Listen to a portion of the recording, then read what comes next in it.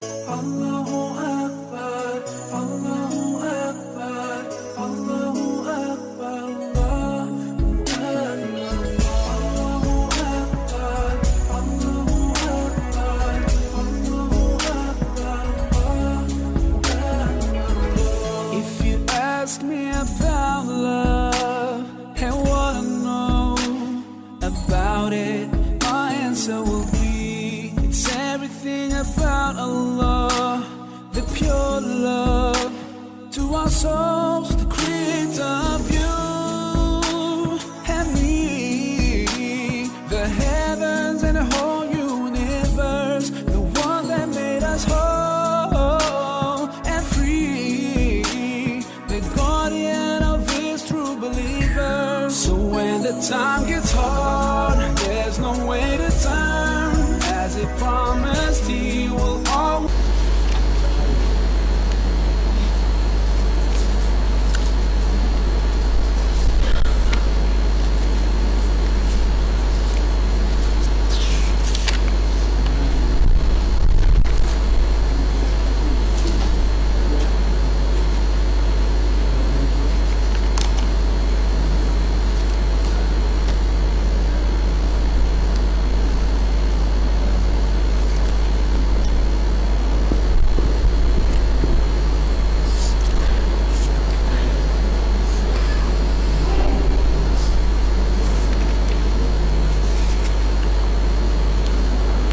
Assalamualaikum warahmatullahi wabarakatuh. Innal hamdalillah nahmaduhu wa nasta'inuhu wa nastaghfiruh wa na'udzu billahi min shururi anfusina wa min sayyiati a'malina. May yahdihillahu fala mudilla lahu wa may yudlil fala hadiya lahu. أشهد أن لا إله إلا الله وحده لا شريك له وأشهد أن محمدا عبده ورسوله صلى الله عليه وسلم. رب اشرح لي صدري ويسر لي أمري واحلل عقدة من لساني يفقه قولي. سبحانك لا علم لنا إلا ما علمتنا إنك أنت العليم الحكيم. ولا حول ولا قوة إلا بالله العلي العظيم. Tuan Imam yang saya hormati, Tuan Bilal, tuan-tuan ahli dan kuasa masjid, muslimin, muslimat, hadirin hadirat yang dirahmati Allah. Ucapan puji syukur kita panjatkan kehadirat Allah Subhanahu wa taala. Pagi ini Allah masih lagi memberikan kesihatan dan kelapangan masa kepada kita semua untuk kita mendatangi dan berada di tempat yang mulia, di rumah Allah, bagi kita melaksanakan ibadah kepadanya.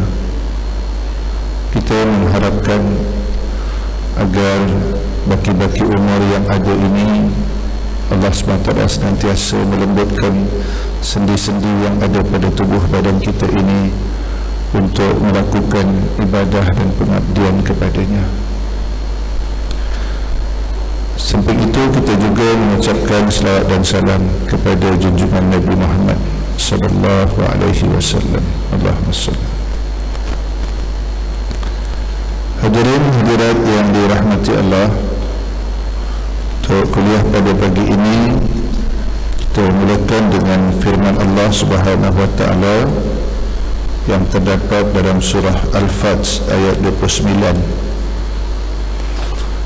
A'udzubillahi minasyaitonir rajim.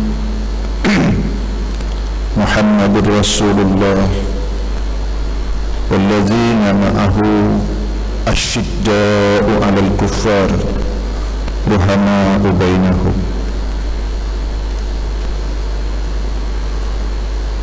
Muhammad utusan Allah, wallazina ma'ahu, dan orang-orang yang bersama dengannya, asyidda'u 'alal kuffar, tegas terhadap orang kafir, ruhama'u bainahum, lemah lembut kepada sesama muslim. Asyidda'u 'alal kuffar ruhama'u bainahum. Tegas terhadap orang kafir tapi berlemah lembut kepada sesama muslim. Ayat ini tuan-tuan menjelaskan tentang dinamika dakwah yang dilakukan oleh baginda Rasulullah sallallahu alaihi wasallam. Di samping sebagaimana yang kita maklum, Rasulullah SAW biasa dan selalu, dan ini yang paling berkesan digunakan dalam dakwahnya, yakni membalas kejahatan dengan kebaikan. Orang buat baik, orang buat jahat kat dia, dia buat baik kat orang tu. Namun demikian, dalam perjalanan dakwah Rasulullah SAW, ada kalanya Rasulullah SAW bertindak keras dan bertindak tegas, terutama kepada orang-orang ataupun individu-individu yang cuba menyekat dan memotong, mengerat ataupun memotong simpulan-simpulan dakwah. Sebagai satu contoh, dalam satu kisah sejarah disebutkan, ketika mendengar kemenangan kaum muslimin di medan Badar, maka kebencian orang-orang Yahudi, terutama Yahudi yang masih berada di Madinah ketika itu, semakin menebal. Salah seorang di antara Yahudi yang melahirkan kebencian kepada Rasulullah dan umat Islam ketika itu, iaitu seorang pemimpin Bani Nadir, Yahudi Bani Nadir. Yahudi ini banyak juga tuan-tuan, dia punya dia punya puak-puak dia, suku-suku dia. Dia ada Bani Nadir, ada Bani Qainuqa, ada Bani Mustalik dan sebagainya. Jadi daripada Bani Nadir ini ada seorang pemimpin yang begitu membenci Rasulullah dan membenci Islam. Nama pemimpin Yahudi Bani Nadir ini adalah Ka'ab bin Ashraf. Ka'ab bin Ashraf namanya. Ka'ab bin Ashraf dikatakan setelah kemenangan Islam di medan Badar ini, dia berbisik-bisik bagi mengobarkan kebencian kepada teman-temannya dari kalangan Yahudi. Maknanya berbisik-bisik bagi menyebarkan kebencian. Maka tidak puas dengan cacian dan makian dia kepada baginda Rasulullah SAW, bahkan dikatakan dia bertindak mengunjung ataupun mendatangi ke Mekah orang-orang kafir Quraisy yang kalah dalam perang Badar ni.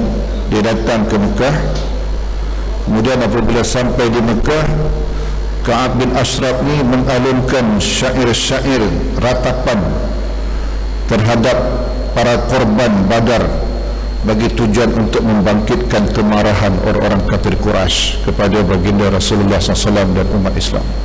Datang ke Mekah, dia lantunkan syair-syair ratapan lah kepada orang-orang yang keluarganya terbunuh dalam perang Badar. Dia tujuannya adalah untuk menimbulkan kemarahan kepada orang-orang Mekah yang keluarga mereka terbunuh di dalam peperangan Badar. Sebagaimana yang kita maklum, dalam perang Badar ni di antaranya pemuka-pemuka besar yang terbunuh adalah Abu Jahal. Abu Jahal terbunuh dalam peperangan Badar ni, tuan-tuan. Dan juga dikatakan dalam syair-syair yang dilantunkan oleh Ka'ab bin Ashraf ni, tuan-tuan, dia juga merayu isteri-isteri para sahabat. Maknanya ditujukan syair-syair itu kepada isteri-isteri para sahabat dengan kata-kata keji, dengan kata-kata kotor. Dan Rasulullah sallallahu alaihi wasallam ketika itu beserta kaum muslimin benar-benar tersinggung, benar-benar terganggu dengan tingkah laku Yahudi yang bernama Ka'ab bin Ashraf ini. Bukan kerana bahaya cacian dan matian saja, tapi dikatakan Ka'ab bin Ashraf ni tuan-tuan kian hari pengikutnya semakin bertambah. Makin lama makin bertambah pengikutnya. Maka dalam hal ini dia jelas membahayakan masa depan dakwah Rasulullah sallallahu alaihi wasallam yang baru saja tumbuh dan mekar di bumi Madinah, yang sebelumnya di bumi Mekah dan Taif dakwah Islam gersang, tumbuh dengan begitu kerdil. Dia apabila sampai di Madinah baru saja nak subur, baru saja nak mekar benih dakwah itu, maka tiba pula orang-orang yang memusuhi Rasulullah, terutama daripada kalangan Yahudi ini, cuba menghalang dakwah Islam. Jadi menghadapi situasi ini, tuan-tuan muslimin muslimat, Rasulullah SAW bersabda dengan memberikan tawaran kepada para sahabat-sahabat radhiyallahu anhum ajma'in. Rasulullah kata, siapa yang mau membunuh Ka'ab bin Ashraf, Rasulullah terus bagi tawaran demikian, siapa yang mau membunuh Ka'ab bin Ashraf sebab dia telah menyakiti Allah dan Rasul, bagi tawaran kepada sahabat untuk membunuh Ka'ab bin Ashraf. Itu saya katakan tadi, di samping kelembutan dakwah Nabi sallallahu alaihi wasallam, orang buat jahat kat dia buat baik kat orang tu, tapi ada kalanya Rasulullah sallallahu alaihi wasallam bertindak tegas, terus berikan tawaran siapa yang mau membunuh Ka'ab bin Ashraf sebab dia telah menyakiti Allah dan Rasul. Maka dengan itu, tuan-tuan, ada beberapa orang sahabat. Yang pertama Muhammad bin Maslamah namanya, Muhammad bin Maslamah. Yang kedua Abad bin Bisr. Yang ketiga Abu Nailah. Yang keempat Haris bin Aus. Dan yang kelima Abu Abbas bin Habar. Maka segera 5 orang sahabat ni, tuan-tuan, membuat perancangan bagi melaksanakan perintah baginda Rasulullah sallallahu alaihi wasallam, bagi melaksanakan tugas yang ditawarkan oleh baginda Rasulullah sallallahu alaihi wasallam untuk membunuh ataupun mengenyahkan Ka'ab bin Ashraf sebagai penghalang dakwah Nabi ini untuk dibunuh ataupun dilenyapkan daripada permukaan bumi. Maka pada purnama malam ke-14 dari Rabiul Awal tahun ke-3 Hijrah, sebagaimana yang kita maklum, perang Badar berlaku pada tahun ke-2 Hijrah. Ini pada tahun ke-3 Hijrah, pada malam bulan purnama, bulan yang ke-14 daripada bulan Rabiul Awal tahun ke-3 Hijrah, 5 orang sahabat yang diketuai Muhammad bin Maslamah tadi, tuan-tuan, mereka berkumpul dan menghadap baginda Rasulullah sallallahu alaihi wasallam dan mengutarakan niat mereka bagi menerima tawaran daripada baginda Rasulullah sallallahu alaihi wasallam untuk membunuh Ka'ab bin Ashraf. Rasulullah SAW pun segera setuju, kerana perkara ini memang telah ditawarkan daripada awal. Rasulullah segera menyetujui, kemudian menghantar 5 orang sahabat ini sampai ke Baqi' al-Gharqad, sampai ke tanah perkuburan bersebelahan Masjid Nabawi itu. Maka di tempat itu Rasulullah SAW mendoakan para sahabat agar berhasil misinya dalam membunuh Ka'ab bin Ashraf ini. Rasulullah berkata, wahai sahabat-sahabatku, berangkatlah kamu dengan nama Allah, berangkatlah dengan nama Allah. Kemudian Rasulullah SAW bermunajat kepada Allah dengan berkata, wahai Allah, tolonglah mereka, tolonglah sahabat-sahabatku ini dalam membunuh musuhmu. Maka Rasulullah maka tuan-tuan rombongan itu pun dikatakan segera berangkat ke benteng Ka'ab bin Ashraf. Karena sebelumnya dikatakan Muhammad bin Maslamah ni tuan-tuan, dia telah melakukan interaksi, maknanya telah ada hubungan dengan Ka'ab bin Ashraf, maknanya hubungan atas tujuan supaya mudah untuk melakukan misi ini. Jadi dikatakan kemudian apabila sampai di benteng Ka'ab bin Ashraf ni, maknanya di rumah Ka'ab bin Ashraf, Abu Nailah memanggil Yahudi tersebut, dan Yahudi tersebut tidak mencurigakan tentang panggilan Abu Nailah tadi, sebab mereka memang telah ada hubungan berinteraksi sebelumnya. Maka Ka'ab bin Ashraf pun keluar daripada rumahnya, dan ketika itu untuk menemui Muhammad Maslamah dengan kawan-kawannya. Maka di satu tempat yang sepi, tempat yang sunyi, Muhammad bin Maslamah dan kawan-kawannya membunuh dan memancung leher Ka'ab bin Ashraf. Kemudian selanjutnya mereka kembali menemui baginda Rasulullah sallallahu alaihi wasallam dengan menyerahkan kepala Ka'ab bin Ashraf ini kepada baginda Rasulullah SAW. Ya Rasulullah, ini dia kepala yang engkau katakan orang yang telah menyakiti Allah dan telah menyakiti Rasulnya. Serah kepala Ka'ab bin Ashraf kepada baginda Rasulullah SAW. Pada perang Badar, tuan-tuan, Abdullah bin Mas'ud juga memancung leher Abu Jahal, kemudian menyerah kepala Abu Jahal kepada baginda Rasulullah SAW. Ya Rasulullah, kata Abu Mas'ud, ini dia kepala Abu Jahal. Lantas Rasulullah SAW berkata, inilah dia Fir'aun pada zaman ini. Rasulullah kata begitu kepada Abu Jahal.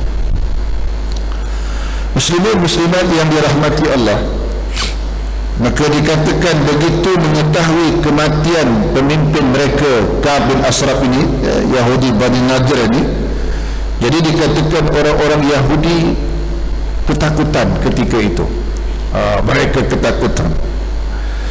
Mereka baru menyadari bahawa Rasulullah SAW rupanya tidak segan-segan menggunakan kekuatan dan membunuh orang-orang yang menimbulkan keresahan dan tidak menghormati perjanjian.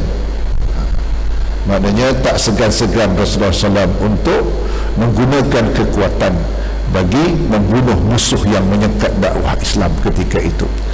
Itu yang saya sebutkan di dalam ayat tadi, Allah menyebutkan asyidda'u 'alal kuffar, tegas terhadap orang-orang kafir.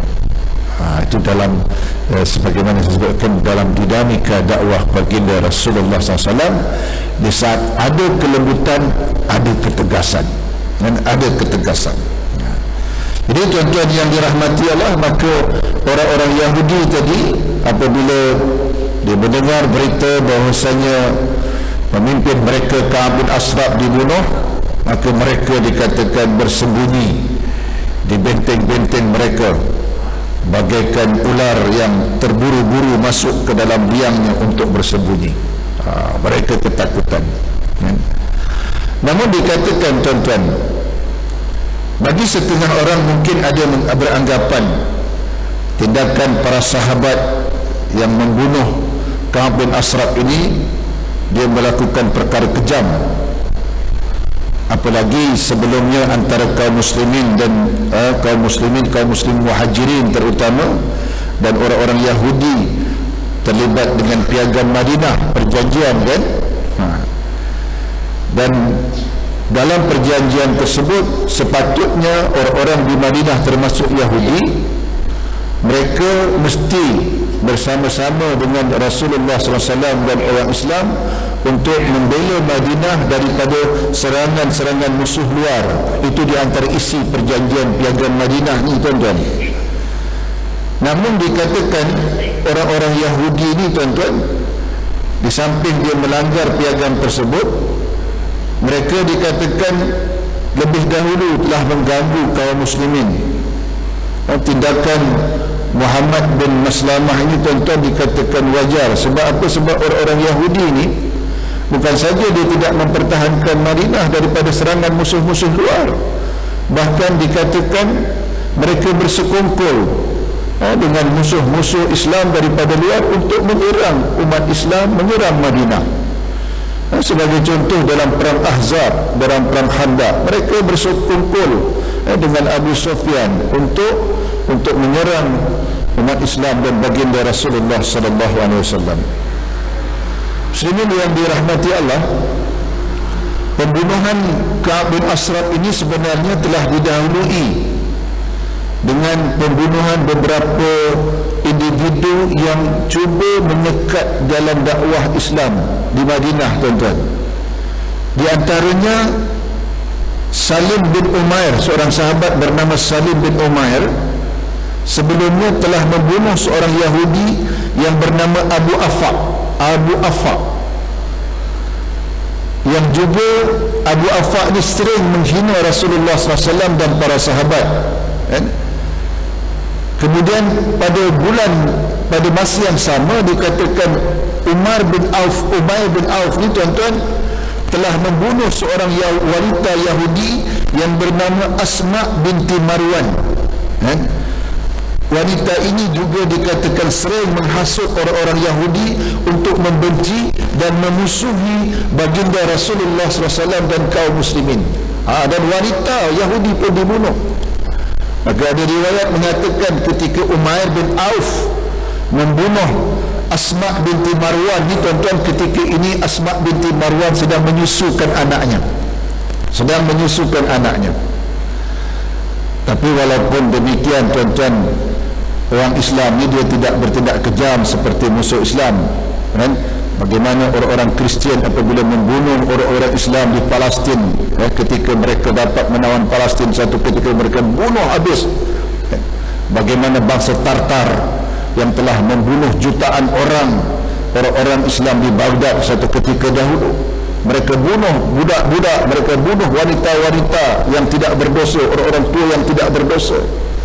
Tapi dikatakan Umair bin Auf ni, tuan-tuan, ketika membunuh Asma binti Marwan, dipindahkan dahulu anak yang sedang dipangku oleh Asma bin Marwan ini, daripada sedang menyusu itu dipindahkan dahulu, kemudian barulah dipancung leher Asma binti Marwan ini, tuan-tuan. Maknanya anak yang dipangku itu tidak dibunuh sekali.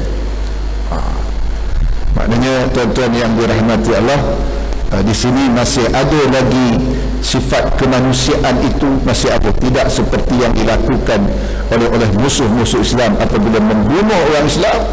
Mereka bunuh dengan anak-anak sekali, terutama yang berlaku di Palestin ketika ini. Apabila mereka membunuh, mereka tujukan, memang sengaja mereka membunuh anak-anak orang Palestin di Gaza tersebut, supaya anak-anak ini nanti jangan bangkit untuk menentang mereka. Tuan-tuan yang dirahmati Allah, maka dikatakan tindakan para sahabat membunuh orang-orang Yahudi itu dikatakan sangat patut dipahami. Mereka dikatakan tidak hanya mengganggu Rasulullah SAW, tapi juga menghalang dinamika dakwah, karena hasutan dan ejekan orang-orang Yahudi itu, kan? Jadi cahaya Islam yang mulai menyinari hati nurani penduduk Madinah ketika itu terhalang, maka dibimbangkan kemenangan yang berlaku pada perang Badar akan sia-sia sahaja kalau seandainya orang-orang Yahudi ini dibiarkan mereka berbaharaja rela untuk menghalang dakwah Islam, dakwah yang disampaikan oleh baginda Rasulullah sallallahu alaihi wasallam. Okey, ini musuh yang datang daripada luar. Jelaslah dalam Al-Quran pun disebutkan walan nasara, disebutkan orang Yahudi dan Nasrani ini, mereka tidak akan tinggal diam. Walan tarda ankal yahudu walan nasara hatta tattabi'a millatahum. Al-Quran sebutkan begitu. Namun demikian, tuan-tuan, dalam perjalanan dakwah Islam, kalau kita perhatikan dalam sejarah, ada kalanya musuh ini bukan datang daripada luar, tapi musuh ini datang daripada dalam. Dia tak ubahnya bagaikan gunting dalam lipatan. dia bagaikan musuh dalam selimut. Tuan-tuan yang dirahmati Allah, ini pernah berlaku satu peristiwa apabila Rasulullah SAW mendapat tahu tentang pengkhianatan yang dilakukan oleh pihak-pihak kafir Quraisy terhadap perjanjian yang mereka tandatangani bersama dengan Rasulullah dan umat Islam, di antaranya perjanjian Hudaybiyah. Jadi perjanjian Hudaybiyah ni tuan-tuan mereka langgar. Di antaranya ada satu kabilah yang bernaung di bawah kafir Quraisy yang bernama kabilah Bani Bakar. Mereka ni telah bermusuhan lama dengan kabilah Khuza'ah yang bernaung di bawah baginda Rasulullah SAW. Dan kabilah Khuza'ah ni memang sudah lama buat perjanjian dengan Abdul Muttalib, datuk baginda Rasulullah SAW. Kabilah Khuza'ah ni kebanyakan dah masuk Islam, tuan-tuan, tapi masih tinggal di sekitar Mekah. Maka tuan-tuan yang dirahmati Allah, Bani Bakar ni suatu ketika digelar di malam yang gelap, tuan-tuan, dia telah menyerang kabilah Bani Khuza'ah ini dan membunuh seramai 20 orang. Jadi kemudian tuan-tuan yang dirahmati Allah, maka kabilah Bani Khuza'ah ini terus sampai kepada baginda Rasulullah SAW tentang peristiwa tersebut, dan akhirnya tuan-tuan, inilah berlaku Fathul Mekah, pembukaan Mekah semula. Akhirnya ujung daripada peristiwa ini iaitu melanggar perjanjian Hudaybiyah. Jadi tuan-tuan yang dirahmati Allah, sebelum dilakukan Fathul Mekah dikatakan Rasulullah telah merancang untuk mengutus satu pasukan yang terdiri daripada 80 orang untuk menuju ke Mekah.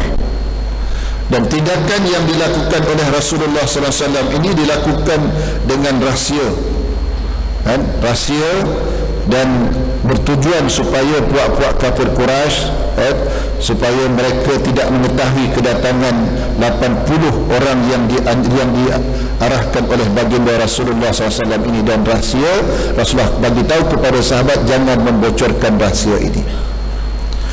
Di luar jangkaan Nabi dan kalangan sahabat, tuan-tuan, ada seorang sahabat Muhajirin yang bernama Hatib bin Abi Balta'ah. Hatib bin Abi Balta'ah. Rupanya Hatib bin Abi Balta'ah ni, tuan-tuan, dalam diam-diam, dalam sembunyi-sembunyi, dia telah mengutus surat bagi memecahkan rahsia baginda Rasulullah SAW ini. Dia mengutus surat kepada kafir Quraisy di negeri Mekah bagi membocorkan rahsia baginda Rasulullah SAW. Dan surat tersebut memberitahu bahawasanya Rasulullah SAW telah mengatur 80 orang untuk menuju Mekah bagi menjadi mengintip penduduk Mekah. Dan surat tersebut dikirim melalui seorang wanita, dan wanita tersebut meletakkan suratnya di sanggulnya. Namun Allah Subhanahu wa taala Maha melihat. Allah Maha melihat dan telah mewahyukan kepada baginda Rasulullah sallallahu alaihi wasallam mengenai perlakuan Hatib bin Abi Balta'ah ini. Maka baginda lantas mengutus Sayyidina Ali Sayyidina Ali radhiyallahu anhu bersama dengan seorang sahabat yang bernama Al-Miqdad untuk mengejar wanita tersebut yang membawa surat daripada Hatib bin Abi Balta'ah untuk dikirimkan kepada penduduk Mekah bagi membocorkan rahsia baginda Rasulullah sallallahu alaihi wasallam. Maka akhirnya dikatakan Sayyidina Ali berjaya memberkas wanita tersebut. Lantas Sayyidina Ali meminta surat yang dibawanya. Namun dikatakan wanita itu berbohong dan mengatakan bahawa dia tidak membawa sebarang maklumat untuk disampaikan kepada penduduk Mekah.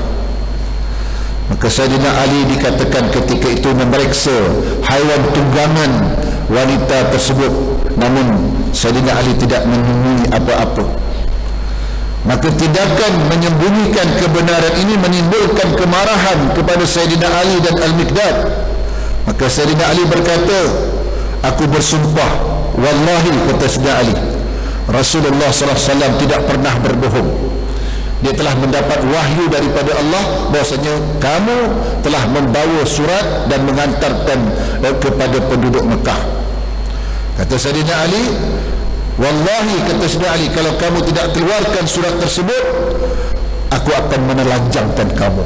Kata Sayyidina Ali, ancam, dia mengancam wanita tadi, aku akan telanjangkan kamu kalau seandainya kamu tidak menyerahkan surat tersebut kepada aku. Kata Sayyidina Ali. Akibat takut terhadap ancaman itu, maka wanita tersebut dikatakan mengeluarkan surat yang disembunyikan di sanggulnya, tuan-tuan. Maka Sayyidina Ali dan Al-Miqdad dikatakan segera membawa surat tersebut ke Madinah dan menyerahkan surat tersebut kepada Nabi SAW. Dan jelas ternyata dalam surat tersebut pengirimnya tercatat seorang yang bernama Hatib bin Abi Balta'ah, yang merupakan seorang muhajirin, yang merupakan seorang veteran perang Badar. Hatib bin Abi Balta'ah ini pernah ikut perang Badar, tuan-tuan. Maka dengan penuh bijaksana Rasulullah SAW pun memanggil Hatib bin Abi Balta'ah. Maka Nabi menyatakan, bertanya tentang apa alasan kamu, wahai Hatib, mengutus surat kepada penduduk Mekah pada masa yang sama membocorkan rahsia kami. Rasulullah tanya kepada Hatib bin Abi Balta'ah begitu. Maka Hatib pun berkata, ya Rasulullah, wallahi, dia kata, wallahi, saya orang yang masih beriman kepada Allah dan Rasulnya, dan saya tidak murtad ya Rasulullah, dan saya tidak menukar agama saya. Kata Hatib bin Abi Balta'ah, kenapa saya mengutus surat membocorkan rahsiamu ya Rasulullah? Kata Hatib bin Abi Balta'ah, dahulunya, dia kata, saya ni adalah merupakan anak angkat dalam kabilah, satu kabilah Quraisy, dia kata. Maka dalam keluarga angkat itu saya memiliki isteri dan anak-anak. Maka tidak ada siapa yang dapat melindungi keluarga saya yang berada bersama mereka ketika ini. Jadi saya mengharapkan, kata Hatib bin Abi Balta'ah, dengan maklumat yang saya sampaikan itu, akan ada orang yang akan melindungi keluarga saya yang berada di sana. Tuan-tuan bayangkan, demi kasihkan isteri, kasihkan anak yang masih berada di Mekah, mereka sanggup, Hatib bin Abi Balta'ah sanggup mengkhianati Allah dan mengkhianati Rasul dengan membocor rahsia baginda Rasulullah SAW. Nah, jadi ketika itu, tuan-tuan, dengan spontan Sayyidina Umar bin Khattab berkata, ya Rasulullah, kata Umar, kau serahkan pengkhianat ini kepada aku, biar aku pancung lehernya. Kata Umar bin Khattab, tuan-tuan. Ini dalam peristiwa Badar ni, tuan-tuan. Maknanya ini kali yang kedua Umar bin Khattab nak pancung orang yang terlibat dalam perang Badar. Kali yang pertama adalah ketika 70 tawanan perang Badar, dan tentera Islam kan memperoleh kemenangan, tuan-tuan, dalam perang Badar ni. Maka 70 orang ditawan nak bawa ke Madinah, bawa ke Madinah. Apabila dalam perjalanan menuju Madinah ni, tuan-tuan, Rasulullah berhenti di satu lembah, kemudian bertanya, ingin mendapatkan respon daripada sahabat berkaitan apa yang patut dilakukan terhadap 70 tawanan perang ini. Rasulullah bertanya, wahai sahabat-sahabatku, apa yang patut kita lakukan dengan 70 tawanan perang ini? Maka dengan tegas Umar bin Khattab bangkit dan berkata, ya Rasulullah, kalau menurut pendapatku 70 tawanan perang ini hendaklah dipancung lehernya, sebab dia telah menolak ajaranmu dan telah menghalau engkau daripada negeri tumpah darahmu. Itu alasan Umar bin Khattab. Rasulullah SAW senyap, tidak memberikan respon apa-apa terhadap cadangan Umar bin Khattab. Kemudian Rasulullah bertanya pula kepada Abu Bakar As-Siddiq, minta maklum balas daripada Abu Bakar, apa yang sepatutnya kita lakukan terhadap 70 tawanan perang ini. Maka Abu Bakar, sifatnya yang orang yang lemah lembut, pun berkata, ya Rasulullah, kalau menurut pendapatku 70 tawanan perang ini hendaklah kita maafkan dengan meminta uang tebusan daripada keluarga mereka. Maka Rasulullah SAW akhirnya, tuan-tuan, dikatakan setuju dengan pendapat Abu Bakar. Artinya diputuskan 70 tawanan perang ini hendaklah diminta uang tebusan daripada keluarga mereka. Yang menariknya tuan-tuan, daripada 70 tawanan perang ni, ada seorang suami kepada anak baginda Rasulullah SAW. Saya terlupa anak sama ada Ummul Kalsum atau Ruqayyah ketika itu ataupun Zainab. Maka dikatakan Zainab, tak salah saya, dia membebaskan suami dia ini dengan mengirim rantai, tuan-tuan. Sementara rantai itu adalah rantai yang dihadiahkan oleh Sayyidatina Khadijah kepada anaknya Zainab. Itu yang Rasulullah SAW melihat rantai tersebut tak tahan, Rasulullah sebab kemudian membebaskan suami Zainab ini, tapi dengan syarat Zainab mesti dihantar ke Madinah sebab suaminya tidak Islam, artinya otomatik mereka mesti berpisah. Jadi tuan-tuan yang dirahmati Allah, maka Rasulullah SAW memutuskan agar 70 tawanan perang ini dibebaskan dengan meminta uang tebusan. Apabila keputusan telah dibuat, lantas turun wahyu Allah Subhanahu wa taala bagi menegur baginda Rasulullah sallallahu alaihi wasallam. Wahyu tersebut terdapat dalam surah Al-Anfal ayat yang ke-67. Ayat yang ke-67 di mana Allah Subhanahu wa taala berfirman, a'udzubillahi minasyaitonir rajim, ma kana linabiyyin an yakuna lahu asra hatta yuskhina fil ard turidu aradad dunya wallahu yuridu al-akhirah wallahu azizun hakim. Tak patut, kata Allah, tidak patut bagi seorang Nabi mempunyai tawanan sebelum dia dapat melumpuhkan musuh di muka bumi. Tak patut, kata Allah, kata begitu. Kamu menghendaki harta benda duniawi, sedangkan Allah menghendaki pahala akhirat untukmu. Dan Allah Maha Perkasa lagi Maha Bijaksana.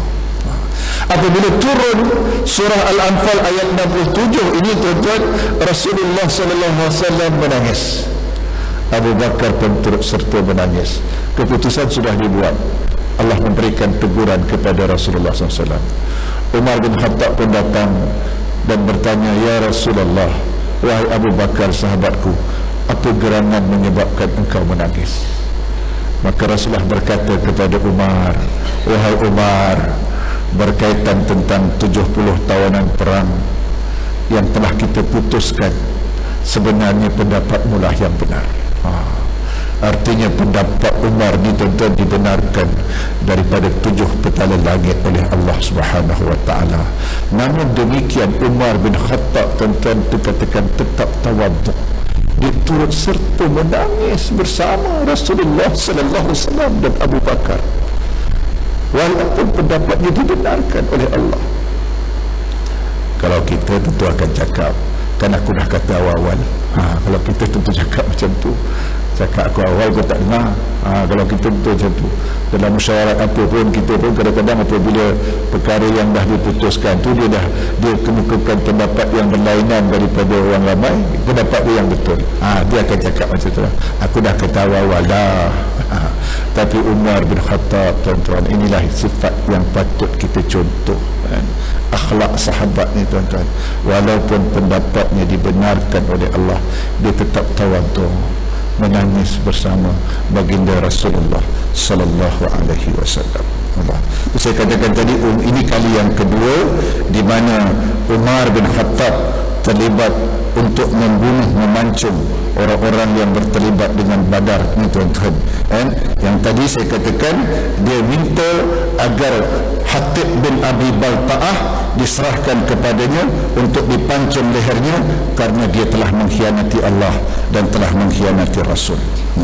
Jadi tuan-tuan yang dirahmati Allah, maka ketika itu Rasulullah SAW dengan bijak berkata kepada Umar, Rasulullah kata, wahai Umar, sesungguhnya Hatib bin Abi Balta'ah ini dia turut serta dalam perang Badar. Dia turut serta dalam perang Badar. Allah pernah berfirman kepadaku berkaitan tentang sahabat-sahabat yang terlibat daripada perang Badar ini. Dalam perang Badar ini Allah pernah berkata, buatlah sesuka kamu, buatlah sesuka hati kamu, kerana kamu semua telah aku ampunkan. Ini orang-orang yang terlibat dalam perang Badar.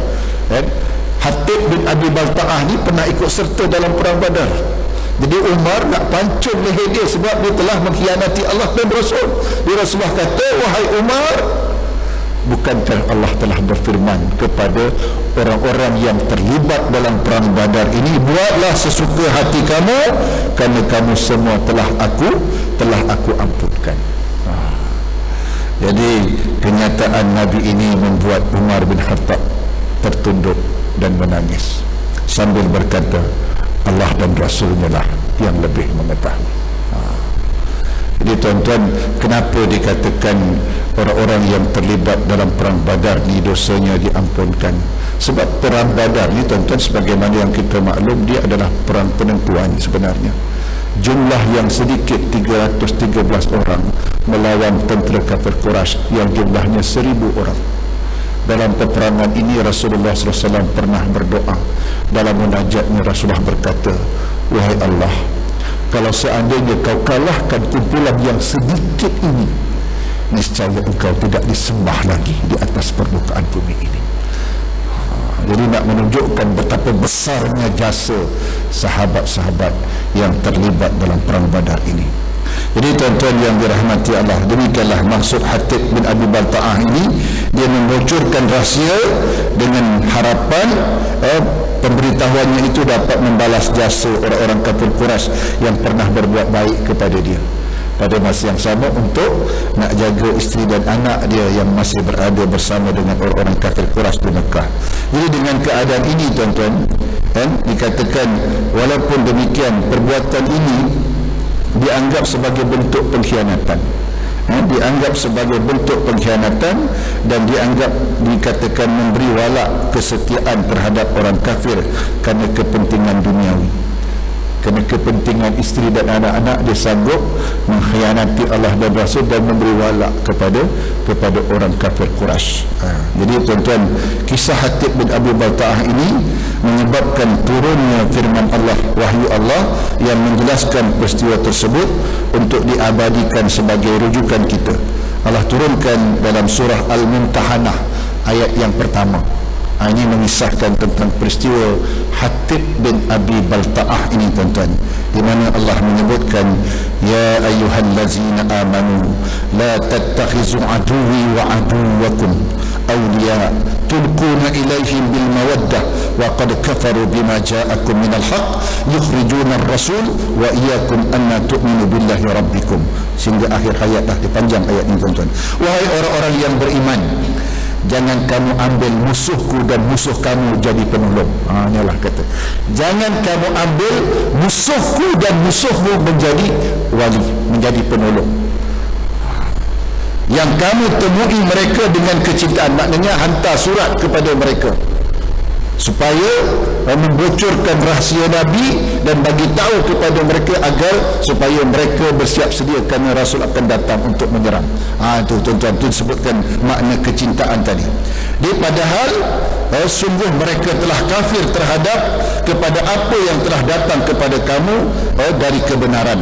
Mereka usir Rasul dan kamu sendiri kerana bahawa kamu beriman kepada Allah, kepada Tuhan kamu. Kamu pernah diusir oleh mereka, kenapa kamu masih berwalak kepada mereka? Ini Allah tegur. Peristiwa ini Allah abadikan Hatib bin Abi Balta'ah ni yang bersikap demikian tuan-tuan. Ini saya nak sebutkan begini, maknanya musuh Islam ni tuan-tuan dari luar tu dah confirm lah. Tu kadang-kadang dia ada bagaikan gunting dalam lipatan tuan-tuan. Dia ada gunting dalam lipatan. So hari ini tuan-tuan, itu umat Islam jadi lemah kerana umat Islam itu sendiri. Kerana umat Islam itu sendiri banyak dia yang menjadi yang menjadi orang-orang menjadi wakil ataupun menjadi utusan ataupun menjadi tali bawa kepada pihak luar tuan-tuan. Kita ingat masa penjajahan British, berapa ramai orang yang menjadi tali bawa British kan. Masa penjajahan Jepun mungkin ada yang menjadi tali bawa Jepun tuan-tuan. Cerita Piramli kan, ada yang menjadi tali bawa Jepun tuan-tuan, untuk merosakkan, tujuannya untuk nak dapatkan ni harta benda duniawi, nak dapatkan keuntungan dunia yang sedikit. Mereka sanggup mengkhianati agama mereka, bangsa mereka dan negara mereka. Dan inilah yang berlaku di Mesir pada hari ini tuan-tuan. Abdul Fattah As-Sisi itu kita pasti yakin di belakangnya adalah Yahudi dan Amerika. Mereka sanggup membunuh saudara mereka sendiri demi untuk kepentingan pihak luar, tuan-tuan. Kepentingan Israel laknatullah, kepentingan Amerika laknatullah alaih. Mereka sanggup bunuh sekian ribu saudara sedaging mereka sendiri. Bahkan ada yang bapa bunuh anak, tuan-tuan. Bapa bunuh anak. Itu saya pernah ceritakan. Ada seorang masa berlaku di Medan Raba'ah tu, tuan-tuan, selepas menunaikan solat jenazah ni, ada seorang doktor, Abdul Malik Al-Awal, tak silap saya nama doktor ni, ada seorang lepas siap solat tu, seorang pemuda pegang bahu dia. Dia kata apa?